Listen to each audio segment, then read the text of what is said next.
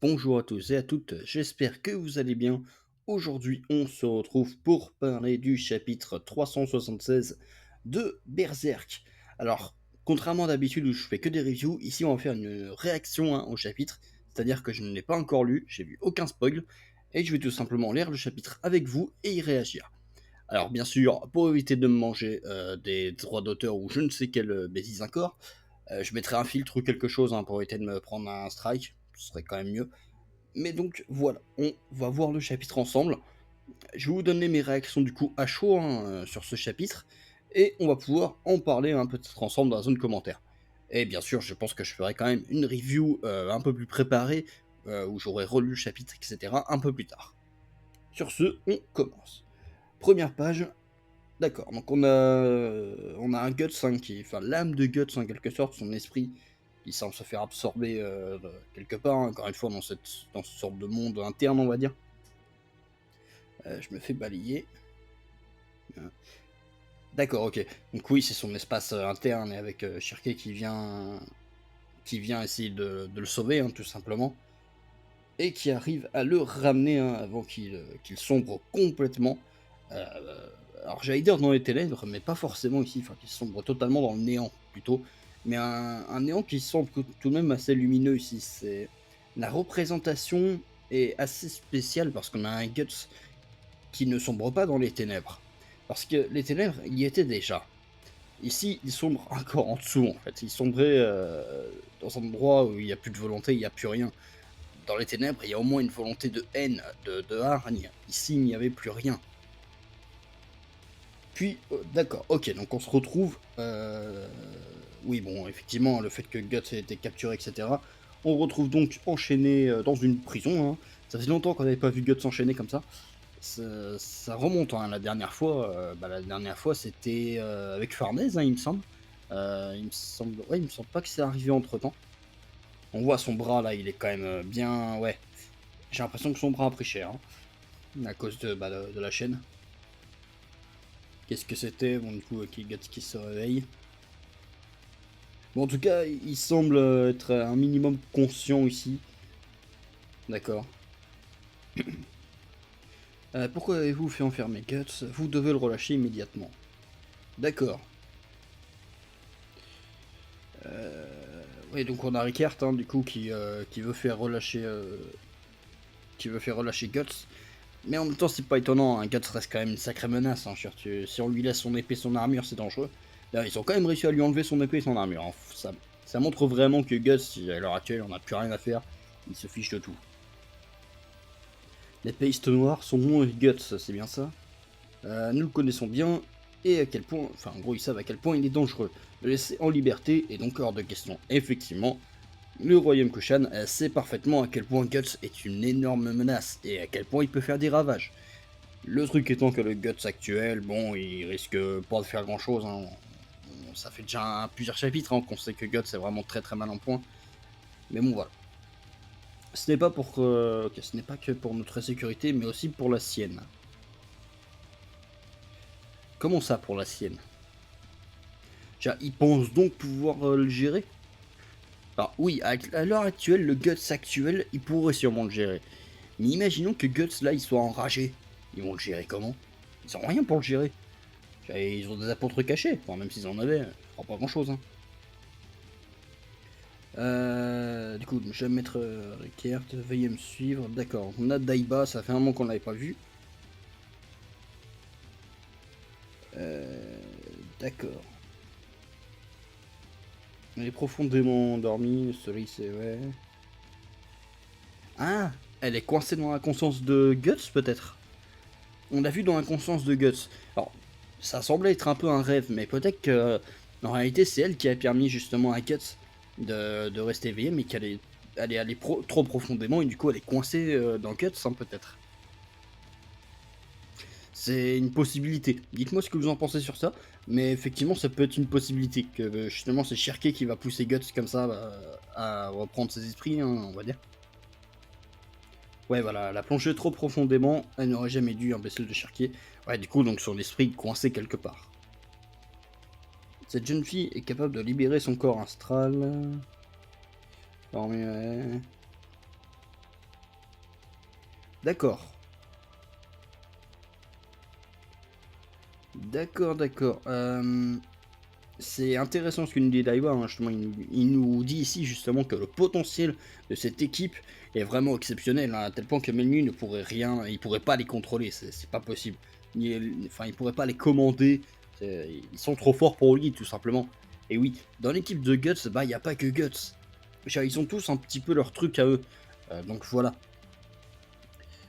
Donc ça, c'est quand même assez intéressant. À voir un petit peu ce que ça peut donner plus tard.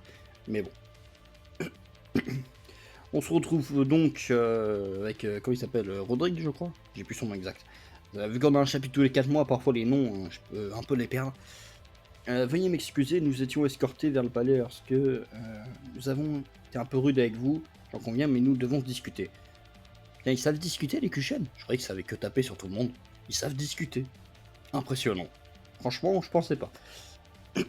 J'ai cru comprendre du coup que vous aviez pris la mer depuis une île féerique loin d'ici. Et donc cette île a disparu, effectivement, hein, l'île des fées. Et ce sont laissés de traces comme dans un conte de fées. Oui, bah c'est l'Octel, quoi, c'est on est dans One Piece, c'est pas. Ça arrive, c'est rien. Euh. D'accord. Ils ont l'air assez inquiétés autour, hein, par façon étonnante. Nous savons, d'accord, nous savons trop bien ce qu'est de perdre son foyer, d'errer sans but. Oui, effectivement, coucou Griffiths. Voici la jeune fille capable de tenir en laisse la bête. D'accord, on sait qui est la bête hein, ici, voilà. Hein, c'est bien sûr, hein, c'est Guts. D'accord, quand j'étais le général de Ganishka, je n'ai jamais rencontré qu'un seul homme capable de me tenir tête au combat. Peut-être très surpris, d'autant plus que j'avais de nombreux. Oui, du coup, Guts étant la seule personne ayant pu l'affronter. Effectivement, c'est vrai. Guts était la seule personne qui vraiment avait été capable de me mettre à mal quand même, et pas qu'un peu. Donc clairement, bah, pour le royaume Kushan, hein, c'est pas étonnant qu'ils considèrent Guts un peu comme une menace. Dans le sens où vraiment ses compétences sont juste exceptionnelles, on le sait très bien. Guts est un monstre. À l'heure actuelle, Guts est un monstre, hein, il est plus proche du monstre que de l'humain. Même si là, il a tendance à plutôt de revenir du côté de l'humain, mais bon, c'est temporaire, hein, je pense. On en reparlera peut-être un peu plus tard dans le chapitre. Et oui, du coup, donc Ricard sait que, apprend que Daiba et Guts se sont affrontés. Attends, c'est vrai que Ricard, bon, il est un peu en retard sur la situation. Et il a assez peu d'informations en fait sur le tout, hein, notamment sur Griffiths, etc. Il sait pas exactement ce qui s'est passé. Ces personnes d'accord, présentent énormément d'intérêt à mes yeux, notamment leur formation magique. Que diriez-vous de me les confier? Je m'occupe d'elles. D'accord, ok, intéressant. Tant c'est vrai qu'il y a plusieurs mages, donc déjà potentiellement on pourrait avoir Farnèse qui pourrait devenir une sorcière assez puissante sur l'entraînement de Daiba, et ça peut être vraiment très très cool. Parce que bah, Farnèse, elle a quand même quelques trucs qui voilà, la rendent assez intéressante depuis quelques temps, mais ça manque encore un peu de puissance et d'entraînement. Je pense qu'un entraînement de Daiba pourrait être très intéressant pour elle, pour vraiment avoir encore une utilité par la suite, notamment contre les forces de Griffiths, hein, parce qu'à un moment, il faudra bien s'y frotter. Du coup, oui, bon, qu'est-ce qui va leur arriver? Bon, sûrement un entraînement assez intensif, je m'attends pas à grand-chose de plus. Si vous avez quelque chose à nous dire, envoyez un messager. D'accord. Je vous suis reconnaissant de nous avoir accueillis et d'assurer notre sécurité. Quelles sont vos intentions en nous livrant à cet homme? D'accord, ok, donc ça commence à partir sur quelques révélations. Une tempête a fait dériver. Ah d'accord, ils ont perdu leur navire. D'accord. Des réfugiés, la coutume impose que vous serviez dans notre armée, c'est tout. D'accord, donc ils vont devoir aider l'armée Kushan à partir de maintenant. Ok. Alors ça peut être intéressant, le truc étant que l'armée Kushan, ils vont sûrement absolument rien pouvoir faire face à eux. Et comme a dit Daiba, ils seraient pas capables de les commander. Donc soit ils vont devenir une unité indépendante, qui va faire un peu ce qu'elle veut, soit ils vont se trouver un moyen de se sortir de cette merde d'une manière ou d'une autre. En tous les cas, l'un dans l'autre, il va falloir que Guts se réveille, parce que tout va tourner autour de lui, hein, ça c'est sûr et certain. Genre, sans Guts, de toute façon, ils ne peuvent absolument rien faire. Genre, s'ils veulent affronter les apôtres, il leur faut un Guts. Et un vrai Guts, pas un Guts amoindri comme il est actuellement. Du coup, en effet, jeune maître, à présent, vous pouvez protester quand... Ouais, d'accord.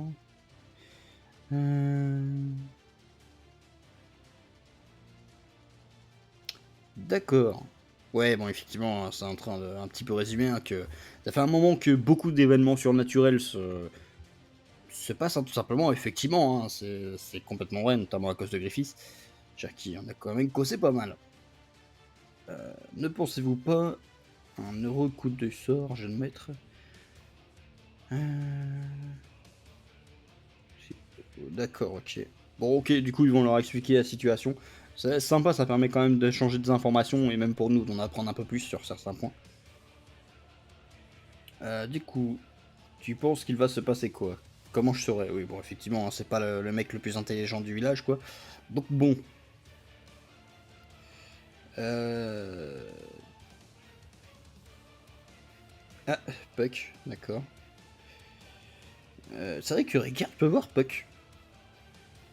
C'est vrai que je... Bon, parce qu'on rappelle, hein, tout le monde peut pas voir Puck, mais Ricard en est capable.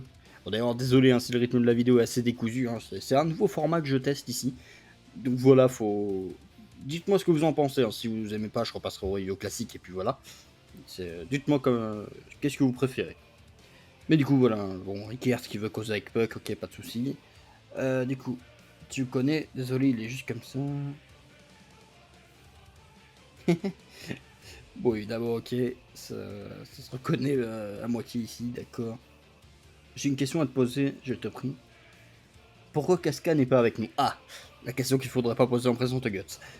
Je croyais qu'elle était partie avec vous sur Alfheim. En parlant de Guts, que s'est-il... Ah, il s'est interrompu. Griffiths a sûrement un rapport là-dedans. Oh bah oui, clairement oui. C'est pas une question que seulement une question de rapport, c'est qu'il est un petit peu le. C'est lui hein, qui a pris Casca quoi. Mais bon, c'est Griffiths. Mais comment et pourquoi? Je sais pas si t'as envie de savoir, Ricard. Franchement, je sais pas si t'as envie de savoir. Ou peut-être mieux pas en fait. Du coup, ok, alors qu'est-ce que ça nous dit ici? Étant donné les circonstances, je vais vous dire toute la vérité. Nous recrutons des troupes et rassemblons nos armes. Nous partons en guerre. Oh, est-ce qu'ils partent en guerre contre Valconia? Je pense que vous savez contre qui. Oh oui, c'est sûr. Et oui, bien sûr, contre Falconia. D'accord. Ils préparent donc une guerre contre Falconia. Alors c'est intéressant, effectivement, mais à quel moment ils pensent avoir une chance? Le roi s'est fait exploser. Voilà. Voilà. Le roi s'est fait exploser. Ils ont peut-être quelques mecs un peu plus forts, machin, mais comment ils vont tenir face à une armée d'apôtres? Juste, tu mets Zod, il va les déglinguer. Ils n'ont aucune chance contre l'armée de Falconia. À moins qu'ils arrivent à récupérer un Guts en forme, on va dire. Mais c'est pas gagné. En tout cas, ce qui est sûr, c'est qu'ils vont sûrement vouloir utiliser la puissance de Guts hein, pour ça, d'une manière ou d'une autre. Maintenant, il va falloir trouver un moyen pour qu'il la récupère, sa puissance. Hein, parce que on sait très bien que Guts, c'est pas super bien à l'heure actuelle. Hein. Mais du coup, d'accord, ils partent en guerre contre Falconia. Ça, c'est une très bonne information, même si ça va finir en boucherie. Le faucon a le pouvoir de changer le monde jusqu'à ses fondements. Ouais. Il mène la bande du faucon en croisade contre les démons qui rôdent dans un... Oui, du coup, oui. Enfin, en fait, Valconia, c'est un peu Rome. C'est un peu Rome, justement, bah, l'Empire romain, en fait, qui s'est allé sans jamais s'arrêter, et qui a été ingérable, tout simplement. Ça me fait penser un peu à ça. Bon, après, bien sûr, il y a d'autres empires hein, qui sont étalés de la même manière. Hein. L'URSS, par exemple, hein, pour revenir sur un truc un peu plus récent. Bon, c'est pas un empire, mais vous avez compris.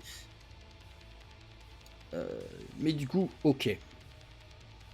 Nous avons reçu des rapports sur son avant-garde. Elle a été repérée à l'ouest de nos frontières, d'accord? Vous savez ce que ça veut dire? Il craint ce qui se trouve au-delà de la raison. Au-delà de sa raison. Griffiths craindre... Je crois que vous vous trompez là. Alors, surtout que Griffiths n'a pas anéanti Elfheim. Donc non, là clairement il se plante, hein. Et puis s'il pense réellement que Griffiths craint quelque chose, alors qu'il vient de se faire guts il y a quelques chapitres, voilà. Enfin se faire, il a même pas regardé, mais c'était encore pire. Non, enfin voilà, c'est vraiment, il pense réellement que... Enfin il pense réellement qu'ils vont pouvoir gérer Griffiths. Alors du coup, d'après eux, Griffiths va vouloir anéantir l'Empire Kushan. Alors effectivement, ça peut être une idée qu'ils veuillent les anéantir. Notamment pouvoir récupérer un petit peu les troupes intéressantes.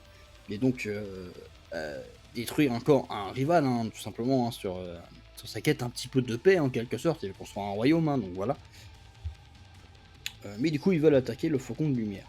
Et Rickert qui se doute de rien. Et du coup, c'est la fin du chapitre. D'accord. Alors, un chapitre très intéressant quand même. Alors, c'est toujours un chapitre assez passif, mais on rentre clairement ici dans un nouvel arc. Hein. Un arc du coup donc de guerre contre l'Empire de Folgonia. Clairement, ça va être une boucherie. Ça va être une boucherie. L'Empire Kushan va se faire décimer. Franchement, je ne les vois pas avoir la moindre solution pour gérer Griffiths. Donc voilà. Jersey, leur meilleur guerrier à l'heure actuelle, c'est Daiba. Daiba, il était à peine du niveau de Guts, mais vraiment à peine. Je vois pas ce qu'il va faire contre Griffiths, même contre Zod. Enfin, ils vont absolument rien faire. Ils vont se faire déglinguer, tout simplement. Alors bien sûr, ils comptent sûrement sur l'équipe de Guts.